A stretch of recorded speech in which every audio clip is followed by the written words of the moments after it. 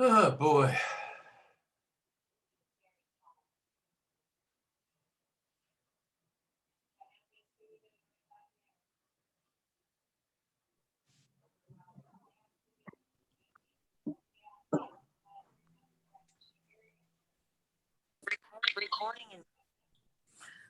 Hi, Scott.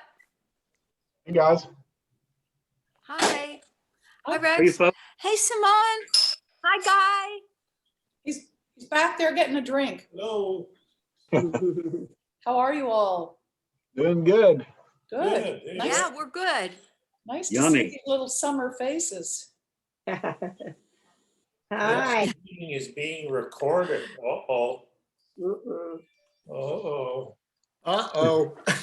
I don't know who's recording. I am. Scott is. I had a request to Okay. record. I had a request to record because Barb believes that by viewing the recording, she will not lose her string of 54 consecutive meetings attended. So I've put a request before the board of directors to see if we'll get credit for that based on the recording. And also, Joe, remind Barb that it's her turn to do the technical stuff, and hopefully it works out better than it did for me tonight. I've been banging this computer for the Okay. last 15 minutes.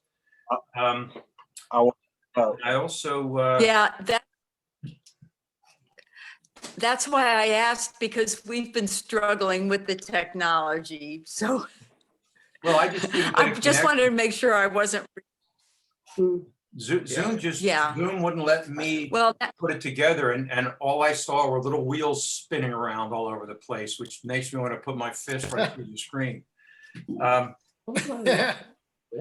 And also there's Robin and Roger, and you guys are up for next month, correct?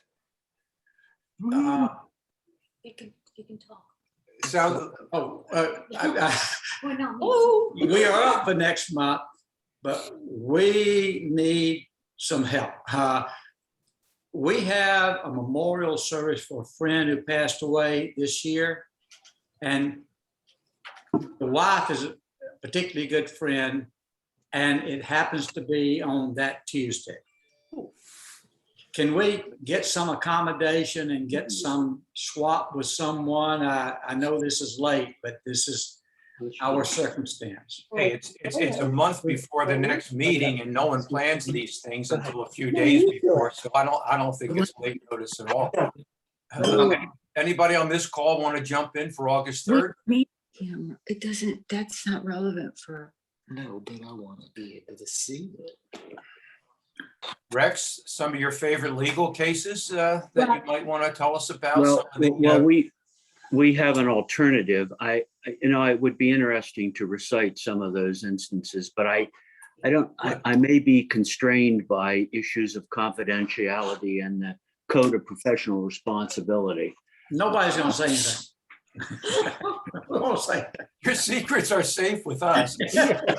Yeah, sure they are. Now that I know how to record these. We have an alternative proposal, and that is that we ask you to come up with your favorite. Now, that it would have to be short because of the time constraints and the number of people, but a short That off. piece of poetry that you have enjoyed over the years. Do limericks count? Like it. Okay, They're particularly profane. I don't know any other kind. So I Rex, got a word, anything that uses the word Nantucket, and that's it. So. that's too easy, Joe. Well, we don't want to use this to get out of a rotation. We No, want to take. We're gonna flip. We want to do something. We're gonna flip. That's not a big. let me say what we thought. We thought we were up for August. You know, what happened, but we were planning to be ready. Oh, thank you. Yeah, Roger. I would mind that though. And the benefit of our idea is that it requires no effort. On your part. But you had to have the idea. You get the point. So Just so I know what everyone has just agreed to, on Tuesday, August 3rd, Jackie and Rex will go and we'll all recite poetry. Can they be our original compositions? Anything you want. Okay. And then Robin and Roger, you would then go on Tuesday, November the 2nd. Is that okay? Yes. Okay. September. No, it's No. switching with where he had. November, Oh, we're in November? November 2nd, 11/2. So far, that looks possible. Spoken like a true academic. All right, and I'll tell Barb that she'll coordinate with Jackie and Rex next month to get things going. Yeah. Thank you, Jackie. Thank you. And this Rex. reminds me, Robin and Roger, I see that our friend Ross Newell is back out touring again finally, and that he actually had a gig in Mobile. I don't know how far that is for you, but About 6 hours. oh, never mind. Well, my son lives there, so I I'll remember you saying. put Andy on it. Yeah, send us But the info, because Andy and Melanie would go. hopefully now that he's back on the road, he'll be hitting Eddie's attic one of these days. I would hope. Lisa Mills happens to be down in Mobile right now too, Cool. Oh, but just visiting family. Sounds like a music hub. Okay, so if we're ready to roll, I'm just going to turn it over to Karen and Roger down there in Hillsborough, North Carolina, or where the hell it is. Prospect Hill. Prospect Hill. Yeah, we're going to do our best here. We've struggled with the technology. wait. I get it. Will you allow us to share screen?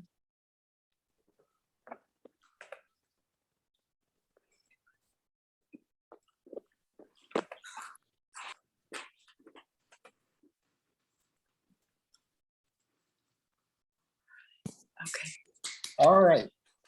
We are going to show you a little tour of the random collection of art that we have in our home. Starting with our very favorite piece. Take it away, Oh, Karen. this is our new acquisition fresh from Canada that Simon made for us. And we are really showing it off tonight and loving it. And thank you again, Simon. I hope everybody enjoys theirs as much as we enjoy ours. Now, this is a picture that Sue Snedden painted. It's the mountains of Arizona from an airplane. And Sue Snedden is the percussionist in the Mobile City Band with me. And we did share a link of a virtual opening of a show that she did in Durham, North Carolina. So anyway, she and I are really good friends. Mostly she does beach scenes, but a friend of ours gifted us this one because it's actually taken as you're flying out of New Mexico. And we both love New Mexico.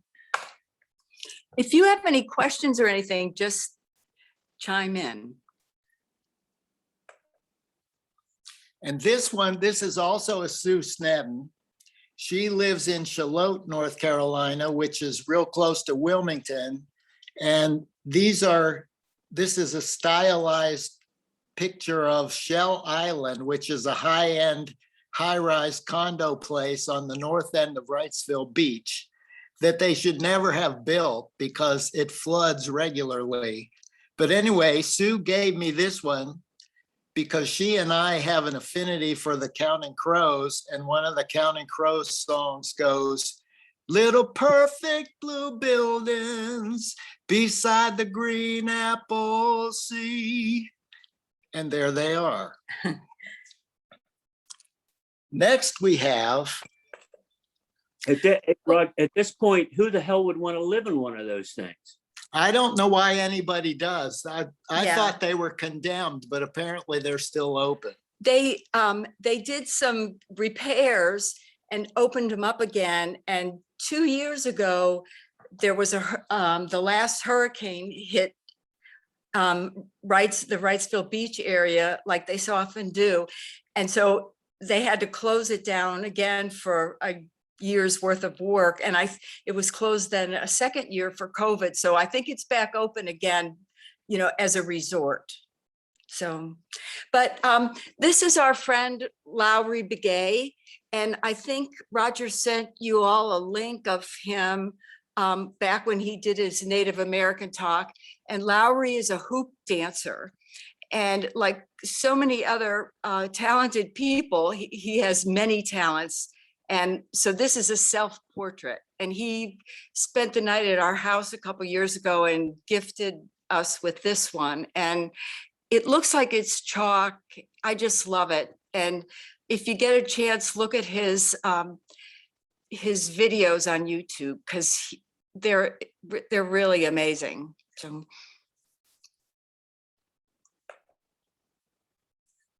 And now we have a little selection of photographs by formerly Captain Rory Cooley. He's no longer Captain Rory Cooley. He's now Major Rory Cooley. And the summer after his freshman year at Ringling's School of Art and Design, he went back to Allentown and he found a hole in the fence around the old Bethlehem steel plant. And he went in and he took a lot of pictures. And this one that you're looking at now, this part is mostly still there and it's been turned into the Steel Stacks, which is a resort and a venue. But he had pictures in there.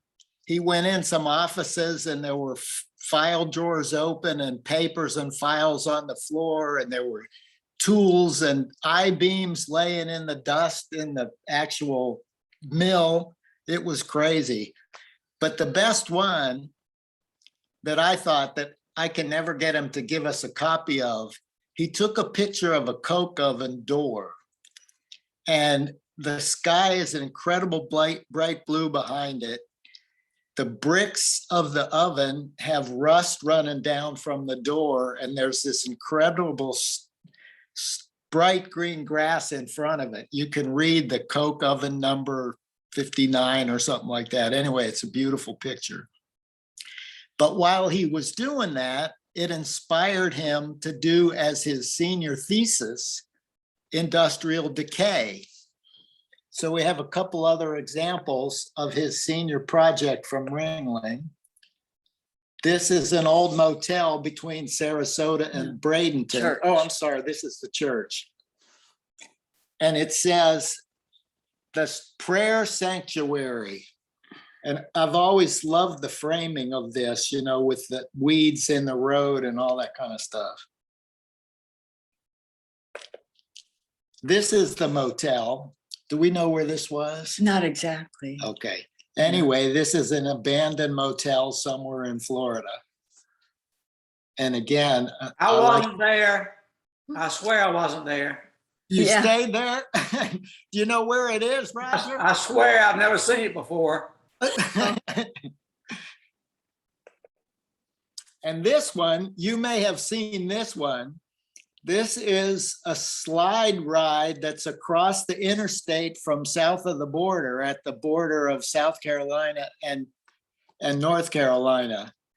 And Karen used to go by there all the time. She's lived any number of places up and down the East Coast, Florida, Savannah, Atlanta, Columbia, and would constantly drive by this on the way back to Pennsylvania to visit parents or friends or whatever. And the boys would always make her stop. And there's really nothing there except this decaying old ride, but it's a pretty stark and beautiful kind of looking photo, I think.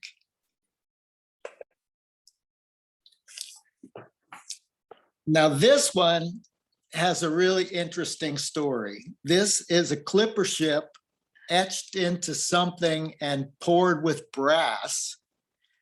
And it was hanging inside our front door on the wall going up the stairs. And one day a gentleman came to visit who was the art teacher at the North Carolina School of Science and Math. And he walked in the door and saw that there and he said, "Oh, you have the clipper ship. Some Vietnamese guy did that." And I said, yeah, Hung No. And he said, that's right, Hung No. How do you know him? And I said, he's my brother. My parents sponsored a Vietnamese couple in 1975, and they flew into Fort Indiantown Gap in Pennsylvania. And somebody from mom and dad's church went and picked them up and dropped them off at my parents' house. He had to leave because he was an officer in the South Vietnamese Navy, and she was pregnant when they got here. And he got his first job etching circuit boards for the AMP Corporation. And he got really good at it, and he got really friendly with his boss. And at some point he asked his boss if he could stay late and do stuff like this. And he had seen a picture of this clipper ship and did this out of his head. And apparently it's pretty famous in graphic arts circles. But just to give you a little more story about how incredible, this is like a perfect American dream refugee story. He got this job, went to night school, and took computer repair, computer design, computer science, and business management. And when the job came open of running the circuit board etching department, he applied for the job, and the HR guy looked at him and said, you know every part of this. You know how to do it. You know how to manage it. You know what it's for. Sure, you can have the job. His wife, Twin, got a job as a claims processor for Blue Cross Blue Shield and ended up running the HMO department. And Hung wrote a version of DOS for his company. They called it No DOS, where you could just give the computer commands in English and it would do what you said. So then they had 2 children. His daughter lives in Austin, Texas now, and she's a physician. So her name is Dr. No. And she's become an artist and has a piece hanging in the permanent collection in the Texas State House. And their son, David, who lives in Seattle now, Joe, is a rocket scientist. Also, Dr. No. Also, Dr. No, he has a PhD. How's that for success?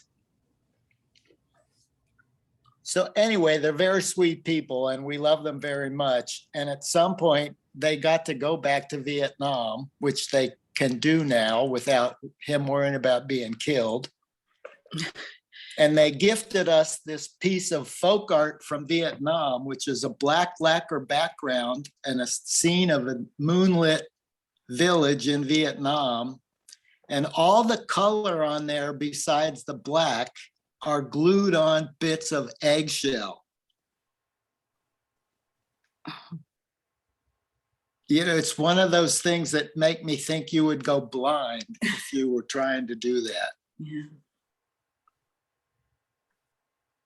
Can you guys hear us? Yes, how big? Yes, how- it's just the Stunning. stories are amazing. Yeah, Oh. great, great stories. How big is this particular piece? It's like 15 inches high and maybe 18 inches wide. Uh-huh. And so all the whites are eggshell. All the whites and the browns and greenish kind of things is little bits of eggshell glued on Oh, there wow. and then lacquered over top of it. Oh my gosh, that's so great. Isn't that, and God only knows how much they got paid for doing that. Yeah. Probably But it's nothing. pretty stunning, isn't it? Mhm, Did they dye the shells to make them that color? I don't know. I don't think so, but I actually didn't ask that question. That's a good question. But some eggshells, you know, there's the Americana chicken that lays blue eggs, tinted blue shells. Oh, yeah, there you go. Hmm. Anyway, I love that piece. Yeah, that's beautiful. Now, this was done by my mother. And we know her more as a poet than an artist. She passed away 3 years ago, I guess. But the art that I always saw her do, she would stencil borders around dining rooms whenever we moved. And she painted brilliant murals on my walls of my bedroom when I was a kid. First, I had a big apple tree with Johnny Appleseed and little elves running around. And then I had a Davy Crockett when I was a little older. But she also painted trays and painted things on chairs and stuff like that. But this was the only shot I think ever took at abstract art. And it was inspired by an Edna St. Vincent Millay poem called The Blue Flag in the Bog. Wow. And the line that this is all there was of the gallant earth.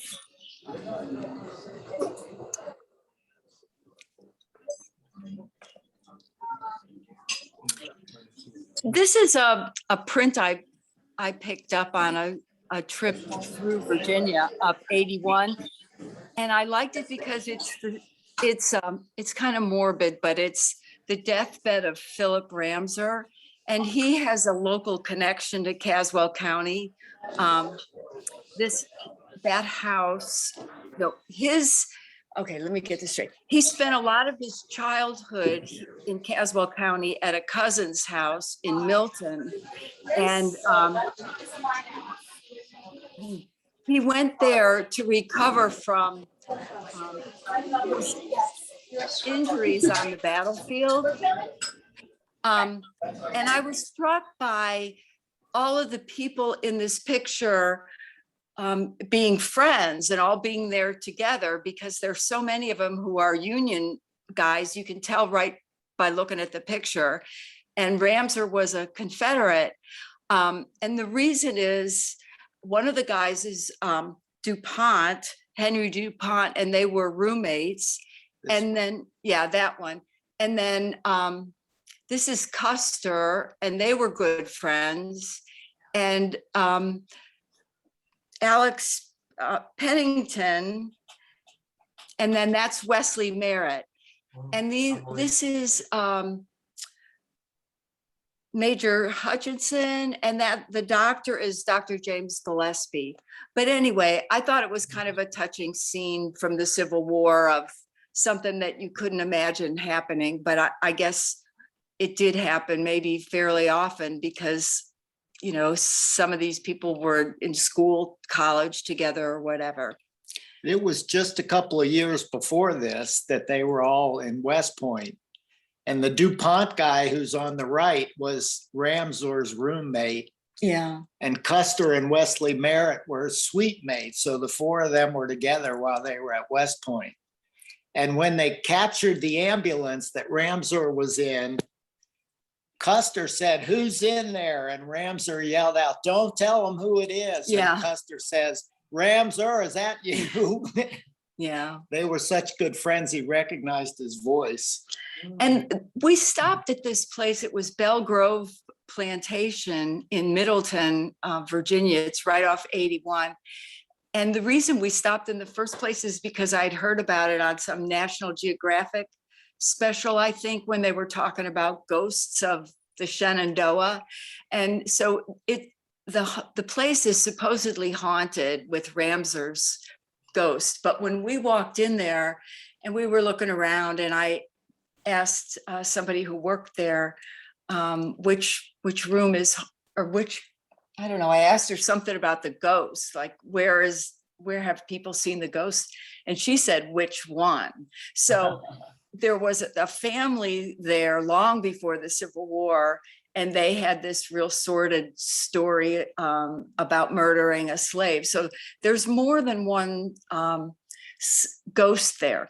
But the other thing that I thought was kind of fun about the house was in the back, there's kind of like drywall or something on the outside. No, it's grout in between. Oh yeah, it's grout in between these big bricks.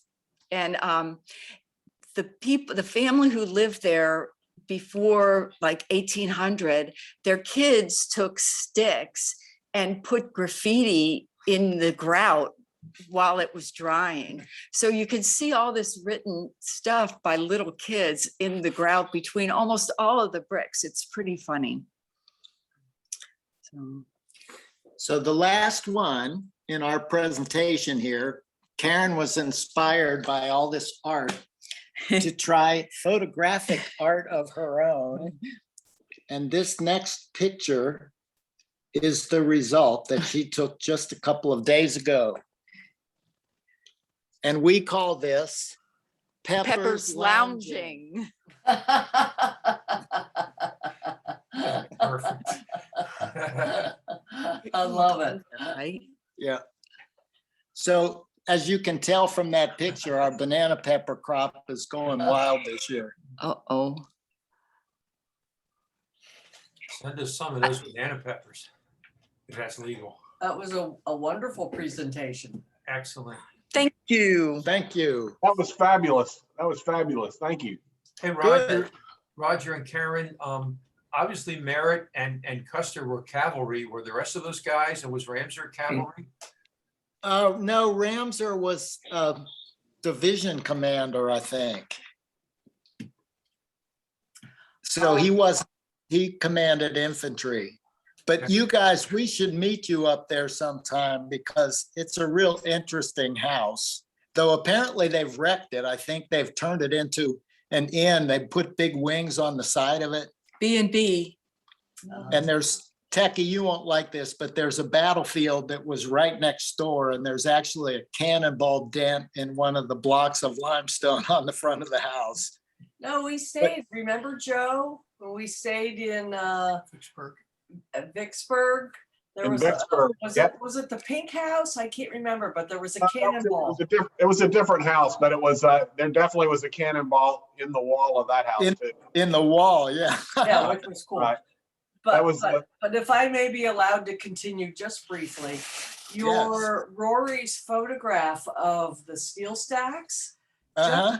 just reminded me, I just saw a show on National Geographic and it's called Mysteries of the Abandoned. And they had the Bethlehem steel on there. Cool. All the steel stacks. They got a couple of facts wrong, but it was still pretty cool. Yeah. Yeah. Mystery that Bethlehem was part of the Mysteries of the Abandoned. That's great. Yeah. I thought it was interesting that you had George Custer and Scott Culpepper back to back, because Custer finished dead last in his class at West Point.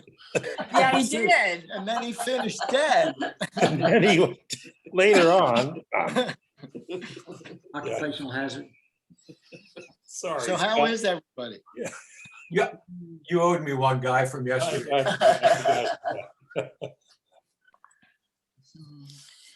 So that didn't take as long as we thought. So how about the garden report while we have you all on here? Well, the peppers would be a great segue into that, so go ahead.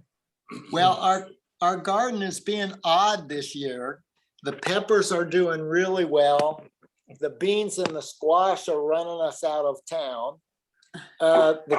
We've had 2 cucumbers so far on this massive fence of cucumber vines, so they're finally starting to actually set fruit. And I have no clue what that's about. I also have a really good patch of Yukon Gold potatoes that are coming out as beautiful out of the ground as any potatoes I've ever grown. And the peanut patch looks good, but then you don't know what's going on under there until late September. So God only knows. And the corn is also being strange because the first batch is making little bitty ears and the second batch is making real big ears, and they're right next to each other. So I'm at a loss to explain what that's all about. How's everybody else's garden? Jackie? Well, we have very interesting complexities as well. Mystery, it's all mysterious. It is. For the one thing is that we see very few hummingbirds, and we used to see many more, and we see no butterflies, and we have all these flowers that would draw butterflies. And 2 years ago, it was butterfly haven here. You go down to the garden and it was like this, you were like in one of those, butterfly exhibits, where the butterflies are flying all around. This year is pretty weird. Everything got off to a slow start, but eventually the peas pulled themselves out and did well. Broccoli was terrific, no bugs, no worms. All the potatoes are volunteers. I decided not to plant them and just see what comes up. And we have a ton of potatoes, just decided they wanted to grow. And what else, Rex? Grapes are doing well. It's in, we'll see what happens. Yeah, we have just sweet planted- potato, we have sweet potatoes going, Just planted pumpkins. planted pumpkins. So yeah, we have a lot growing on, but it's been weird. A lot growing on. Oh, you garden people and your puns. Just a couple of peas in the pod. Our flower gardens are amazing this year. I have no idea why. Last year, they were awful. The deer ate everything. This year, the deer ate everything all winter. But this year, once spring came, the deer just left us alone. And so the flowers are magnificent. Nothing is being eaten. Unlike Jackie, which is kind of surprising because we don't live that far apart, we are seeing hummingbirds. In fact, we just saw one at the window. We see, and just today I did start to see butterflies. Wow. Hey, and Jackie, that reminds me, remember last year when there was all that Japanese stilt grass? Yes, And you don't have In it our- this year. What? in our pasture or at your place. Well, we're not having it at all. No, this is what happened at our place. We have 6 acres and 5 acres in pasture, and the Japanese stilt grass was encroaching and encroaching. And then we mowed, it's like I was freaking out on the tractor. I said, oh my God, it's moved in 2 feet. It's like there would be nothing left for the horses because they don't eat the stilt grass. So two springs ago, we had a fella come, they tested the soil, they came back with a huge, one of those big farm contraptions with all this stuff that they determined the pasture needed. And it took care of everything. And there were no herbicides or pesticides. It was all nutrients that the soil had been deprived of. An additional grass seed. And And ours just went away.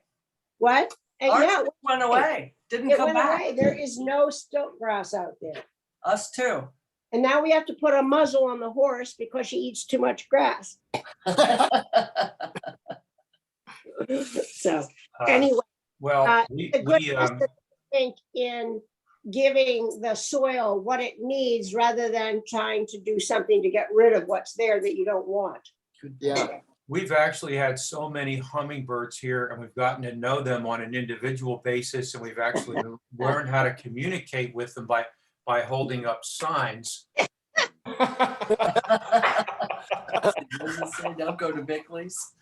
I mean, very Pretty fast. funny. What are you feeding? You know what? It's the same thing we've always done. It's a mixture of 4 parts water to 1 part sugar. Simple sugar syrup. Yeah, 4 to 1. Well, maybe You we'll don't get, want. You definitely don't want to buy the commercial stuff. You don't want to add food coloring. no, we don't do that. A strictly sugar water regime. That's what Yeah. they need. But we may make it a little strong. We do a 3 to 1, so maybe it should be less strong. Maybe. Well, we'll try that. One of my favorite memes this year on this theme, every spring I see it, and it's one of those backlit signs where you change the letters on it, and it's out in front of a nursery, and it says, "Spring is here. I'm so happy I wet my plants." Yeah, I have a question for Guy and Saman. And Rex does that all the time. Does he? Yes, Becky? Yeah. We're Yeah. listening? Becky? Slon and Yes. Guy, what is the temperature where you guys are today? What was your high? Well, actually, Becky, it's 31. Oh, Yeah. that's pretty damn That's hot. Great. Because for us centigrade, it was 35.5. Yeah, it's pretty warm. But I was going to give a garden report and just tell you that here in the north, the glacier has receded somewhat. We've seen a couple of bits of moss growing mostly along the north side of the trees, and a few little things are sprouting, but it's the usual. No, I'm kidding. Like, gardens are going crazy. Lots and lots of perennials this year because we have foxes who are eating the rabbits so that everything doesn't get eaten. Oh, And we are in fact growing corn. We have little Guy who grew corn from seed, and we have little corn plants all through my perennial gardens. Everywhere. Everywhere we have corn in little buckets. We I have, love it, Roger. we don't know if any of it will ever do anything, but we have corn. We'll Well, have you're- corn roast later. Your gardens are absolutely gorgeous, Saman, and I wish you would treat the group to some photographs of them on one of these meetings. They're beautiful gardens. Thank you. I may do that. I have a farm report. Oh, okay. Oh, do tell. I've got a little patch where I threw some seeds out a couple of months ago, a month or so ago. And well, I've got some sprouts that are about 5 or 6 inches high. And Robin and I were going out today, and she looks over there and she notices them, and she says, "Are those weeds or flowers?" And I said, Hungry girl. "Both. They're wildflowers." Oh. But I don't have anything to show for it. Neither one of us have a green thumb. weeds were they? Much bland growth stuff on. There ends the farm report from Decatur, Georgia. Of Decatur, Georgia. Yeah. Fine report. Eve, what do you have growing in your spare parking space behind your apartment? I just get cut flowers every other week because I have no connection to the outdoors, which I love and I miss, and I hope to find the perfect place to live in the next 3 or 4 years. And as I ease into my full-time painting career, that's my Well, garden report. the interesting, I love growing things. I love birds. I love nature. So I really miss that connection. I love my apartment, but I miss that.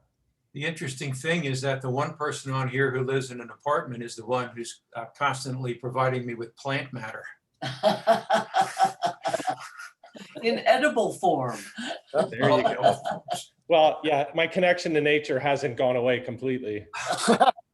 I do have a quick bit of news. One of the reasons why I spaced on joining the group tonight is I got an email, and I'm happy to announce that a brochure that I entered into an industry competition, a marketing competition, got first place in category. So I'm very happy about that. Yeah. So I'm very excited. There's a lot more to that too. I was feeling some pressure from one of the owners, and I took a company that literally had almost zero marketing effort as one person, and kind of pulling them along the way to say, you know what, your logo needs reworking. Yeah, your website needs work. You know what, you need to get your fingers out of this work and let me do my thing. And it's taken years to get to the point where they understand the wisdom of the mantra, less is more, which actually applies to most everything in life, but it really applies in marketing and design. And, clients I've often found, and people that don't understand marketing, like to just cram everything into this little space, and it takes time. And so, I'm proud of the fact that he and I have kind of gotten to a place where we work well together. We provide healthful resistance to each other. I'm talking of one of the two partners who I work with most directly. So I'm very happy about that. Anyway, That's great. Congratulations.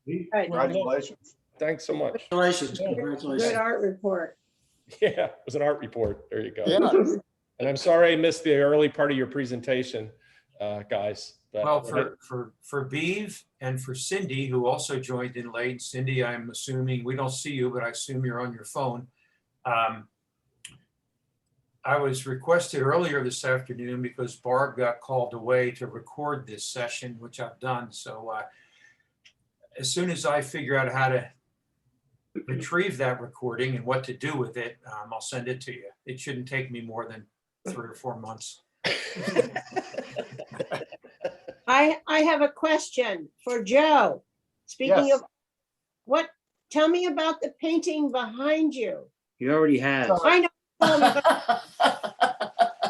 me, Tell us again. That's Deborah Van Tynen, the woman who was the artist that did the encaustic work. Yeah. That's Okay. one of her pieces. So All right. she had an interesting thing though. She, like, day before yesterday, or two days, or Friday, we went out with her and her boyfriend. Sounds odd for somebody who's 70, but I guess that's what he is.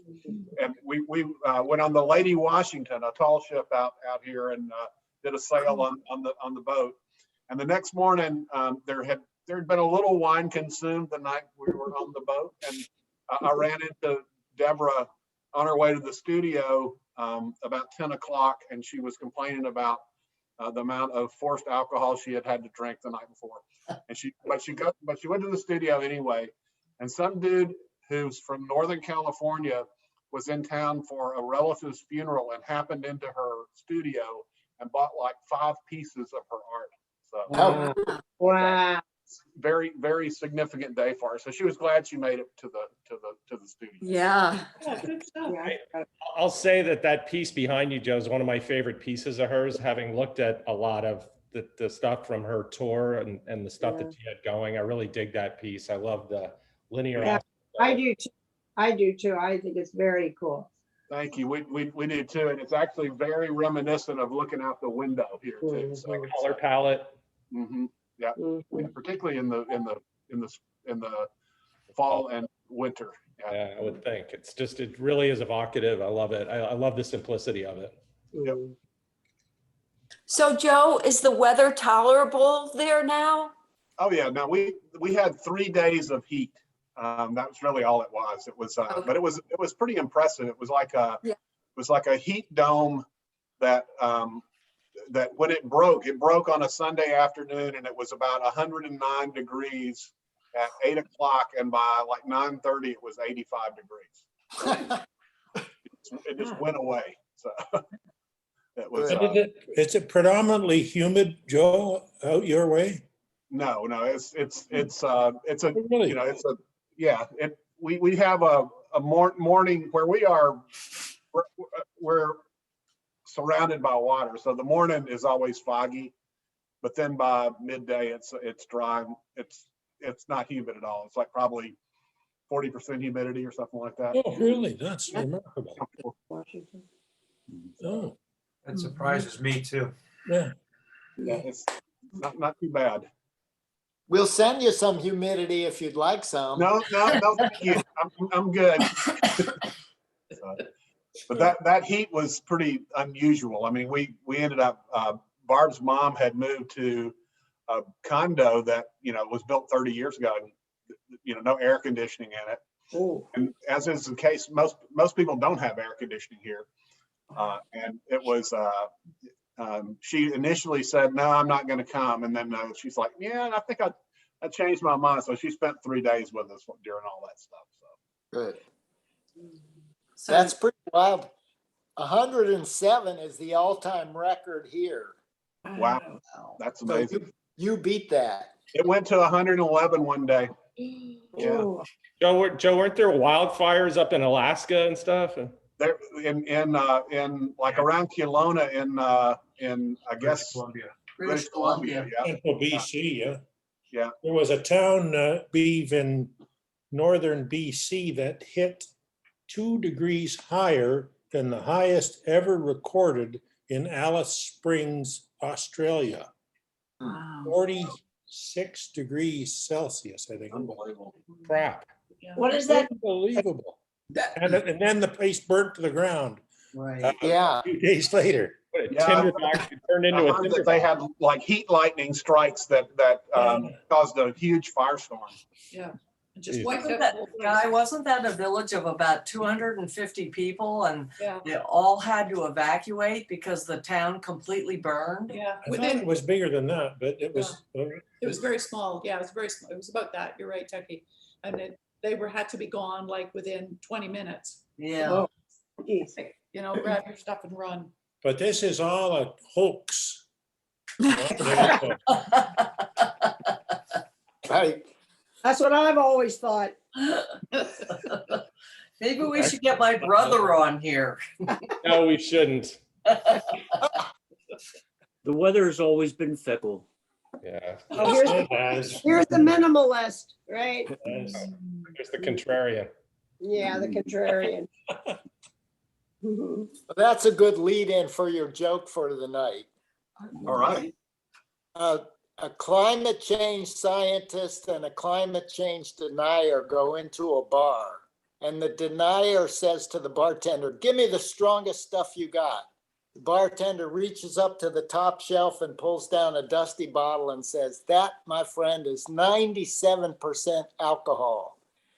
And the denier says, "Well, that's some damn weak shit." And he storms out of the bar.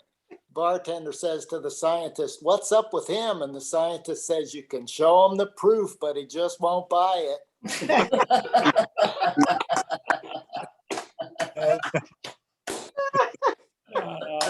That's a good one. Oh, Roger. Come Yeah, on, it's very- Rex, have a little smile. Okay, so what we now have determined is our next get together is Tuesday, August 3rd. It will be Jackie and Rex who will MC the rest of us reciting poetry. Oh, Wait, All right. wait. Pick We your have to favorite recite poem. poetry? Yes, Favorite poem? Okay. it's like, Hmm. it's like running a 2-day sales meeting. You delegate everything to everyone else and just sit there and listen. Okay, I can do that. Hey, we'll give you our favorites too, or one, just one. Two. But are there any rules? No rules. Yes, you can't, and Joe hit on this earlier, and it's a widely accepted rule. You can't, your limerick cannot have the word Nantucket as the last word in the Or first in it line. at all. Well, Well, well, the- Glitson is okay. Hey, man, I teed that up for you and you balked. How about the The word other- Dolores? the other thing is, it could be your very own poem. So ooh. keep that in mind. Oh, Maybe we I- should make One of it my own. one of your own poems. I've got a poem about Salina. And Dolores, Dolores. Stop. Well, now I have to tell you, Once was a girl from Venus. My face hurts. Roger, Roger, where I are gotta you? bow out, everybody. I'm here. Bye, See Beeb. you. Thank you. Bye, babe. Bye. Bye. See ya. Come to North Carolina. Bye. Okay. A man Bye-bye. airplane. And he sits down in his seat and the guy next to him's doing a crossword. And he's looking at the guy, he's going, "I know him. Why do I know him?" And all of a sudden it realizes it. He says, "Oh my, that's the Pope." So he real timidly says, "Hi, Your Holiness." And the Pope nods his head, "Hello." And the guy says, "Doing a crossword, are you?" And the Pope says, "Yes." And he says, "Maybe you can help me with this. I have a 4-letter word that says relating to female, and it ends in UNT, and I'm stuck." And the guy immediately thinks, "I can't say that to him. He's the Pope." So he sits there for a while and finally goes, "Oh, is it aunt?" And the Pope says, "Yes, I think that's right. Do you have an eraser?"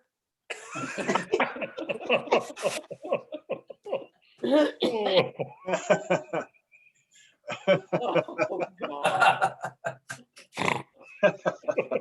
Where do you On that come up note. with these jokes? They're just in my head. They're in your head. Here's one. The Pope Good just had surgery and had half his colon removed, so now he's a semicolon.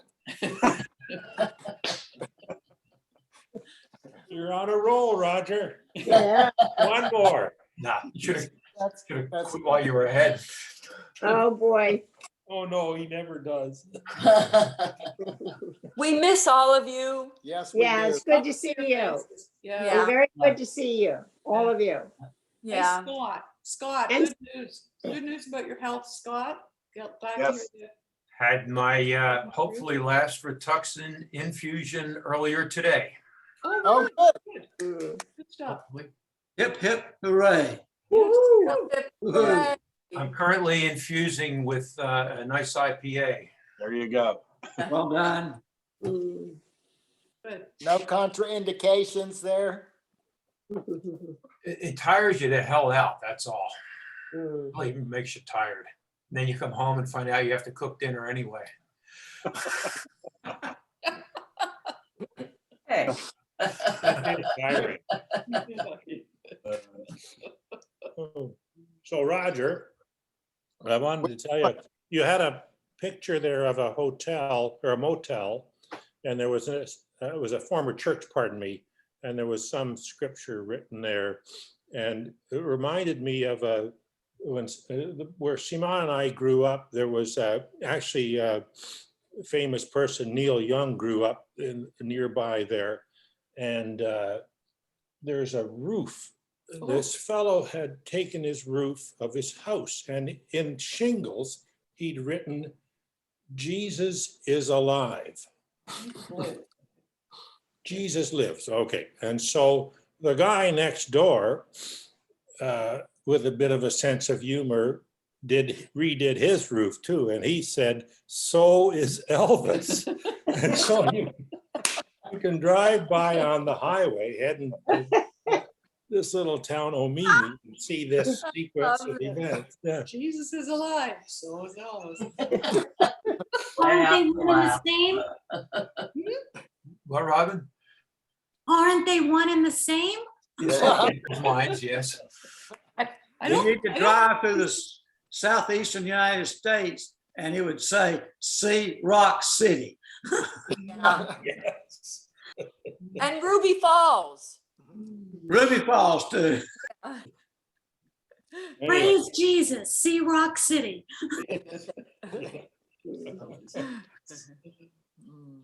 All right, boys and girls.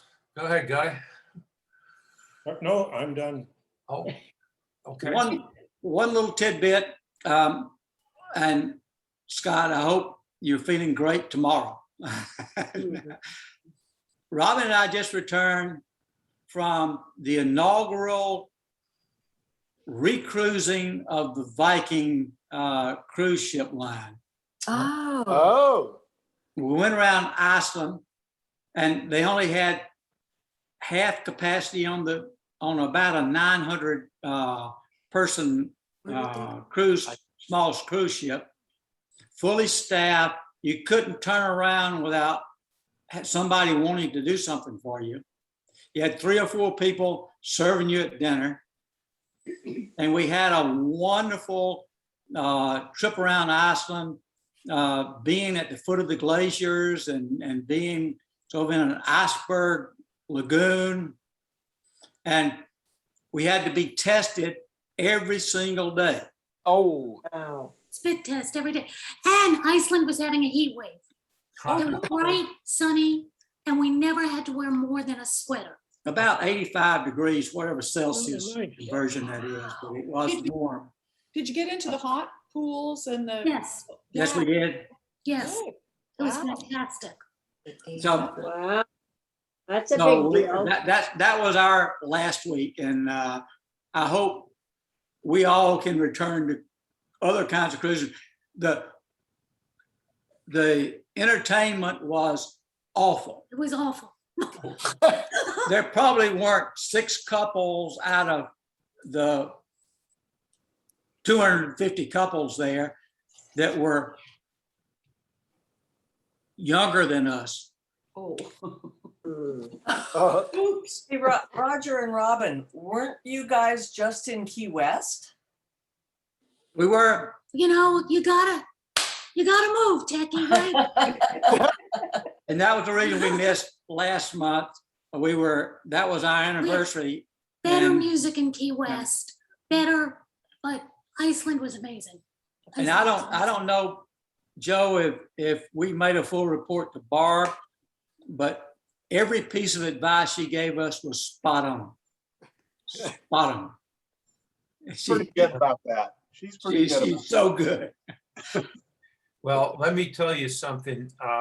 A lot of research went into Barb's findings about Key West, and I'd like to think that some of us played a little bit of a role in helping her. I'm sure she synthesized a lot of information, but she knows how to deliver it to get our attention and to get us to follow. Perfect. It's great. But that was our week. Just wanted to report to you guys. We miss y'all. Wish we could be together. They've got lounge acts that you would swear that these are people just renamed themselves, and they're the same people and the same level of talent, which is, I'm not sure, Scott, you would allow them on the Zoom. But fortunately, there's a lot of alcohol and a lot of people willing to serve it to you. So we didn't let anybody down there.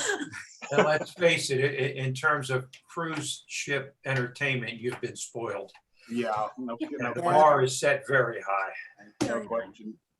Totally agree. And we didn't complain. We were very well taken care of. But this was the first one for the whole Viking line Wow. to get started back. And, you know, Well, Iceland had to yes. test us to come into the country.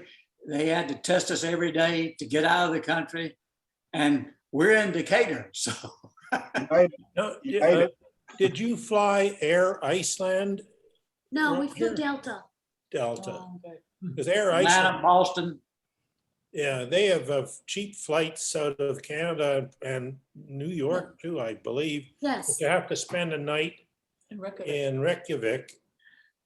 And it's extraordinarily expensive to spend a night there. Like the flight is cheap, but the rooms and the et cetera, it makes it uneconomical in any research we've done. Yeah. Unfortunately, if your tests don't come back right, that night becomes 2 weeks. Yeah, yeah, because you're going like But, $400 or but, but $500. Iceland is hurting. They rely so much on tourism. Right, The sure, economy is true, suffering yeah, so yeah. badly. Very true. And they're trying to make it up, I think. When you started out, you guys, though, did you have to prove that you had been vaccinated? Yes. We had to bring our certificates. We had to bring our, and we also had to fill out a form for the Icelandic government, and we had to get a certificate from them, and we still had to get tested. Tested on arrival. And then to get out of the country, we had to have a doctor's certificate that Viking doctors provided from our everyday That we had testing. tested negative. Yeah, I'm curious about another thing. So they tested you every day. Who pays for that? Well, Well, I'm sure we ultimately, I did. guess, You guys do. but I mean, it was an expensive cruise. Okay, just curious. But Viking has put a lab on their ships, and they had 3 doctors on board. Wow. I guess it was a rapid test, right? What is Yeah. it called? Rapid. Yeah, Whatever that one is. so the Yeah. rapid spit test, Yeah, they're real fast. yeah. Mhm. So And just that- a report. Y'all, let's get the Delbert cruise going again. Yeah. When's it gonna get started? Yeah. The music's just changed too much. Yeah. Well, It they, doesn't, they, it doesn't work for me anymore. they know how to take care of geezers though. And y'all aren't old enough, but you'll be. I noticed on the last cruise, a lot of old people in that boat. I felt out of place. I'm sure you did. Well, we should stop John and let you go. But Everybody take care. I will Great say seeing it was everybody. amazing to travel. Roger and Karen, great job. Thank you so much. Thank It you. was That was fabulous. fun. Thank you, I guys. really enjoyed it. Thank And you, Roger and seriously, Karen. Good to So see you all. Bye. Bye-bye. Be Thanks, well. guys. Stay Bye, well. Scott. See you Bye, soon. Bye, Take care, Guy. Bye, guys. Hey, Joe. Oh, Joe's gone. See you later. And this- Bye, Kim. Bye, guys. Bye. Bye, Karen. Okay, now. I've been recording. I need to know where the hell the recording went.